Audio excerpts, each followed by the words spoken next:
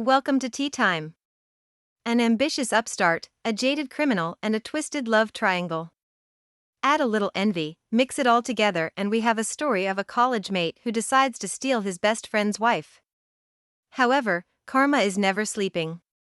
Buckle up, friends. It's tea time.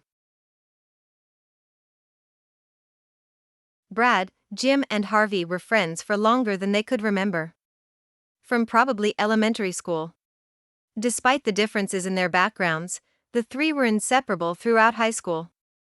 All athletic and equally competitive, smart and easy on the eyes. As would be expected, they all got accepted into university. Brad and Harvey got a scholarship, while Jim had his parents' trust fund. Jim never made it to university that year though, due to an accident that left him with a limp and PTSD. This just left the two country boys to fend for themselves in a new city. Luckily, they had found a benefactor. Or rather, Professor Scott had found them and helped to guide them throughout university. In their final year of college, Professor Scott even got them tenureship in two of the hottest firms in the small city. It was here that Harvey met Susan. Despite having a reputation, she was instantly smitten with the young brash intern. After a whirlwind 6-month affair, they had gotten married, much to the chagrin of Brad and their mentor. As can be expected, Brad was Harvey's best man. The euphoria didn't last, however, in Harveytown. It was exactly as Professor Scott had feared. Susan was a high roller and she had seen dollar bills in Harvey. Dollar bills that just weren't materializing in the same way they were for Brad. In the time that they had both left college and joined their respective firms, Brad had been promoted twice, while Harvey was still an intern. Susan used her professional network to find out why her husband was being passed over. She was shocked to find that the firm was unwilling to take a risk on him. OMG, I can't believe that I married a convicted criminal. A convicted criminal! What will my friends and family think? She was furious to say the least. Brad found the entire debacle hilarious. He was gracious enough to let his friend crash on his sofa for a few nights before suggesting that he stay elsewhere. They worked through it. But 2 months later, when she found out she was pregnant, their relationship became strained yet again. And even more strained when Brad's fortunes changed. Hey Brad, you wanted to talk? What's up? I wanted you to be the first to know that I got a promotion and I'm moving up north. I'm finally getting out of this rat hole of a state. Wow. I'm happy for you. Yes, finally the big city and big money. True. It's good news. Why don't you come by and we can celebrate before you go? I'm sure Susan would be glad to see you too. Sure. It's not every day that I get to spend time with my favorite convict and his wife. Haha, funny. You got jokes. Did you ever learn how she found out? Nope. Matters not anymore. Anyway, make sure you come by. We'll have the party on the weekend. Susan was thrilled to be hosting a party at her place. She was beaming. She was finally rubbing shoulders with so many influential and successful people. Susan had insisted that Harvey invite a few of their friends from university and about a dozen people from Brad's office. It was a huge financial burden for the two of them. He kept telling her that they were having a baby and needed to save. She wasn't having any of it.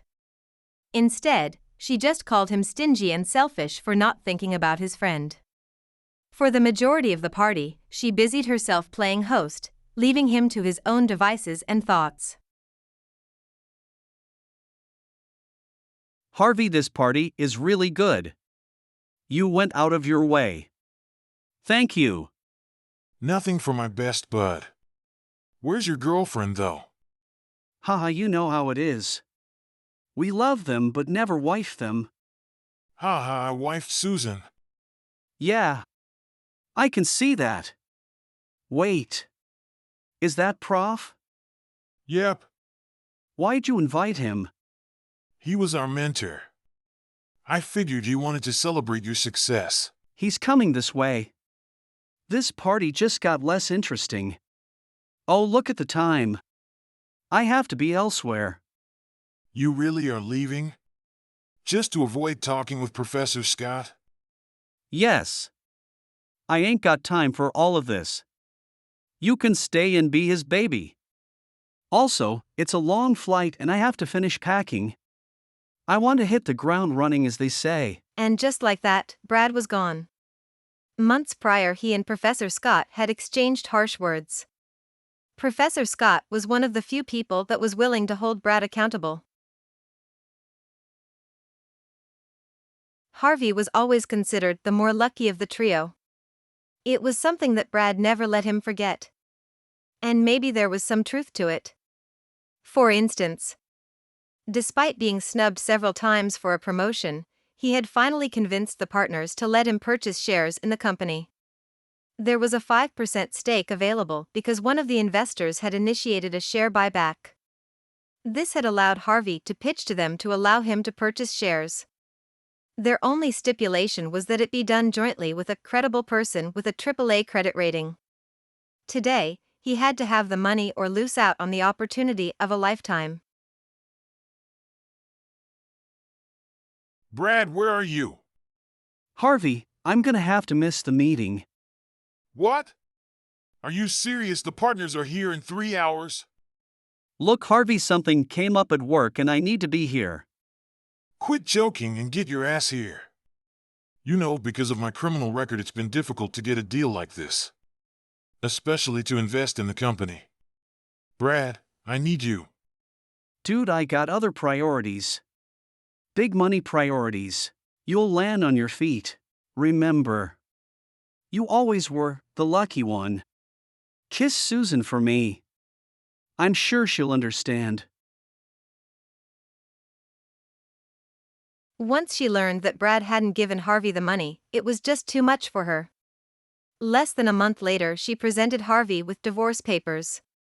Not being able to buy the shares was the final straw for Susan. She was beyond embarrassed because she told all of her friends that she was going to be a shareholder. And now, in her eyes, Harvey had managed to muck it up. He was just a failure.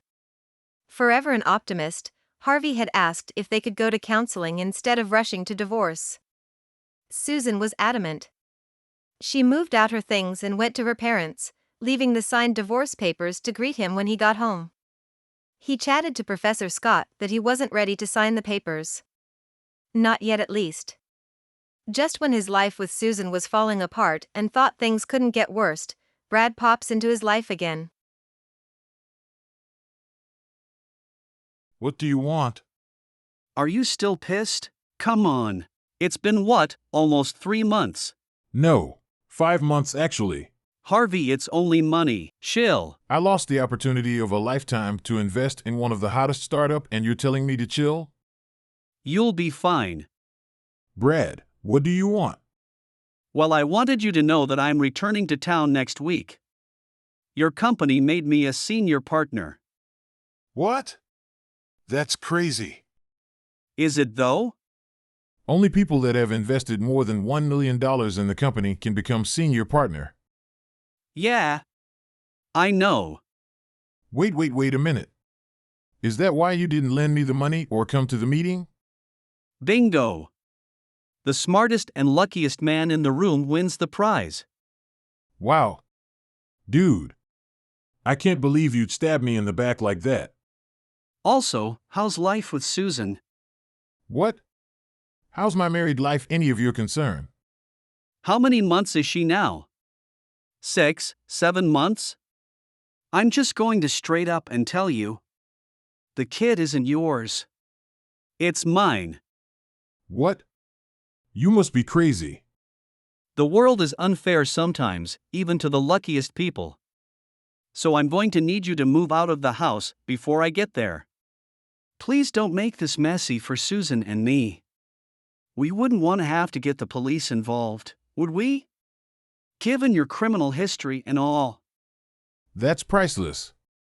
You remember that I only have a criminal history because I covered up for you, right? Yeah. But the court didn't see it that way. Anyways, she told me that she already signed and gave you the divorce papers. I'm going to need you to put a rush on signing those. You are really serious. I'm afraid so. You have until the end of the week. After all we've been through? Don't take it personally. We also plan on getting married within the next month before the baby is born so that he has his real daddy's name. I hope you'll understand if I don't use you as my best man, huh? You are both a class act. Don't be a sore loser. It's a dog-eat-dog world, my friend. Plus, you can't give her the things she needs. What? Harvey, have you heard? We're being investigated for fraud, and there's talk of a class action suit. That. I heard about it. It's gonna be rough. What am I going to do? Why call me? Harvey, they froze all of the senior partners' accounts, and I literally have all of my money invested in this company. And today, the police came and raided the offices, treating us like criminals. You are the better man, and I'm sure you'll figure something out. And Susan. It's a nightmare. You had twins, right? She just spends money as if it's water. Yeah. So, again, why call me? I just needed someone to talk to because everyone at the office is looking for a scapegoat. Seems like you are lucky that I saved you from investing any money in the company. I had, but we sold all our stocks a few months ago. It was this action that triggered them raising funds. What? Who's we? While doing some research, Professor Scott had found some irregularities and told me about them and the implications. We knew that it'd only be a matter of time before the police were called in. What? So he was an investor too? Yep, and so was Jimmy. You remember him, right? I bet you haven't called him not once since that night. Anyways, when we exited, it left them cash-strapped. I knew that they'd need new, eager, and willing investors.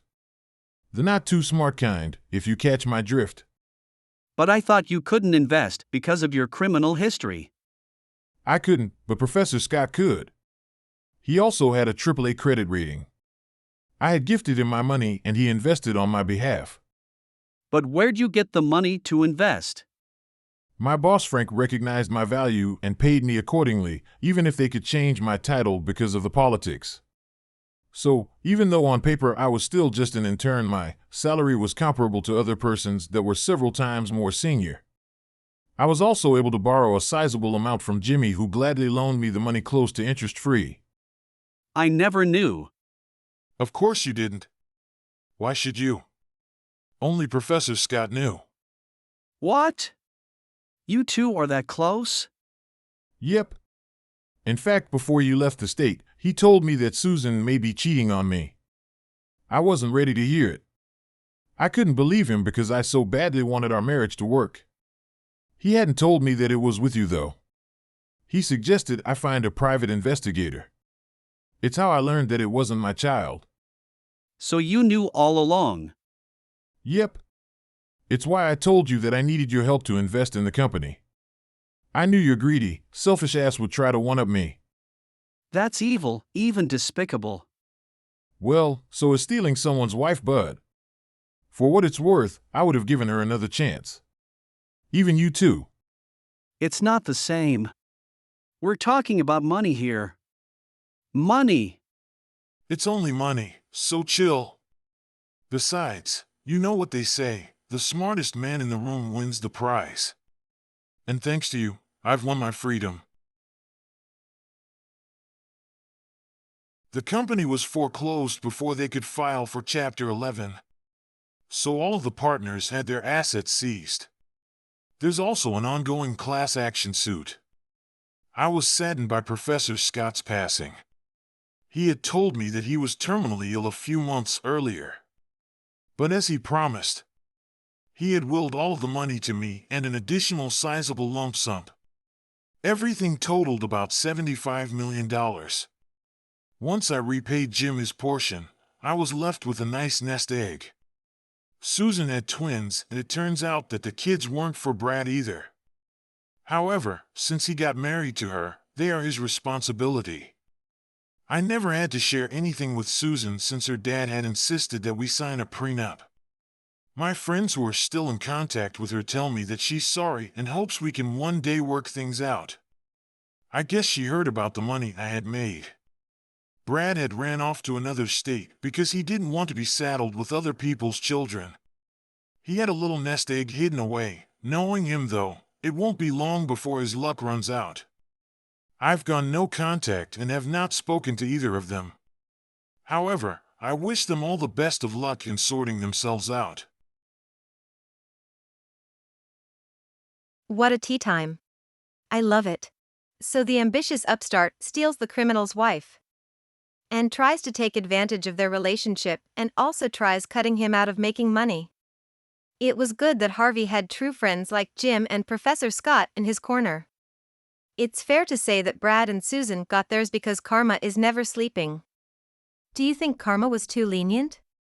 I do wonder what it was that Harvey did that made them call him a criminal. Tell us what you think it is in the comments. Thanks for watching. See you next week for the next episode of Tea Time.